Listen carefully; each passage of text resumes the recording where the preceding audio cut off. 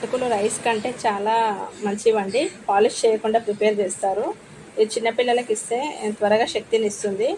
అటుకులు మరియు పల్లీలు వేసి ఇవ్వవచ్చు, లేదంటే అటుకులు మరియు పాలల్లో కలిపి ఇస్తే పిల్లలు తింటారండి. మరియు అటుకులు బెల్లం కలిపి ఇస్తే రక్తం తక్కువ ఉన్న వాళ్ళకి రక్తం ఇంప్రూవ్ అవుతుందండి. దీన్ని పులిహోర లాగైనా లేదా స్నాక్స్ లాగైనా తీసుకోవచ్చు.